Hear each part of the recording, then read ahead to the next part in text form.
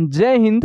नमस्कार साथियों, आज की इस वीडियो में हम बात करेंगे एक सरकारी योजना के बारे में जिसका नाम है विशिष्ट भूखंड पहचान संख्या, unique land parcel identification number, जिसका शॉर्ट होता है ULPIN।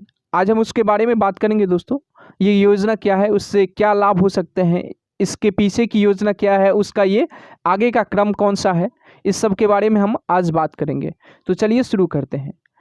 केंद्र की यह योजना है जो एक वर्ष के भीतर देश के प्रत्येक भूखंड हेतु 14 अंकों की विशिष्ट भूखंड पहचान संख्या जो है unique land parcel identification number जारी करने की। ठीक है, वर्ष 2021 में विशिष्ट भूखंड पहचान संख्या unique land parcel identification number ULPIN योजना को 10 राज्यों में शुरू किया गया है।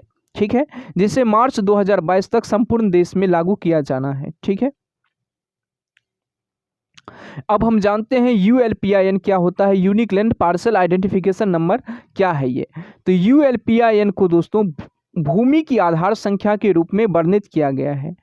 यह एक ऐसी संख्या है जो भूमि के उस प्रत्येक खंड की पहचान करेगी जिसका सर्वेक्षण हो चुका है, विशेष रूप से ग्रामीण भारत में, जहां सामान्यतः भू अभिलेख काफ़ी पुराने एवं विवादित होते हैं। ठीक है, इससे भूमि संबंधी धोखाधड़ी पर रोक लगेगी। ये एक पक्ष हो गया दोस्तों। आगे हम देखते हैं इसके बारे में और। तो इसके तहत जो है सो भूखंड की पहचान उसके देशांतर और अक्षांश के आधार पर की जाएगी।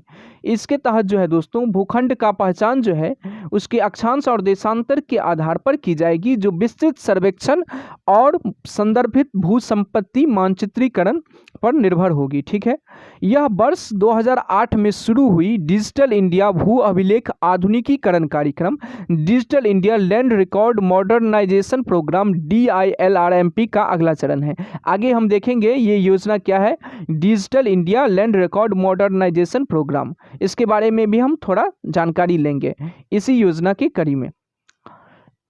इसके बारे में है दोस्तों आगे पॉइंट, जो ULPIN यानी कि unique land parcel identification number के माध्यम से उचित भूमि सांख्यिकी यानी कि लैंड स्टैटिक्स जो है और भूमि लेखांकन लैंड अकाउंटिंग के कार्यों को संपन्न किया जा सकता है। ठीक है, जो भूमि विकास बैंकों को विकसित करने में सहायक होगा तथा एकीकृत भूमि सूचना प्रबंधन प्रणाली यानी कि integrated land information management system ILIMS की ओर ले जाने में मदद करेगा। ठीक है,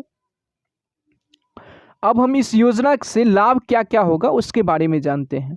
तो इस योजना से लाभ के बारे में कड़ी में पॉइंट है दोस्तों, जो ULPIN द्वारा सभी प्रकार के लेन देन में विशिष्टता सुनिश्चित की जा सकती है और भूमि रिकॉर्ड को समय समय पर अद्यतन किया जा सकता है। ठीक है, इससे संपत्ति के लेन देन में एक कड़ी या तारतम्यता स्थापित की जा सकेगी। ठीक है, तो इससे संपत्ति की लेन देन में एक कड़ी मिलेगी दोस्तों और तारतम्यता जो है सो स्थापित की जा सकती है। इससे सुविधा होगी संपत्ति के लेन देन में।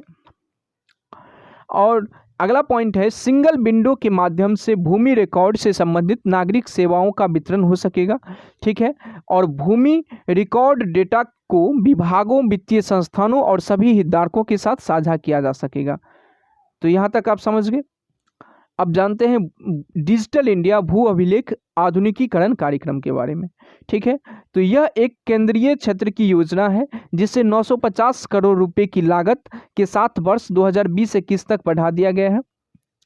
भूमि संसाधन विभाग, जो कि ग्रामीण विकास मंत्रालय के अंतर्गत आता है, ने अपने मूल लक्ष्यों को पूरा करने सहित नई योजनाओं की एक श्रृंखला के साथ अपने दायरे को बढ़ाने हेतु ULPIN का विस्तार वर्ष 2023-24 तक किए जाने का प्रस्ताव दिया है।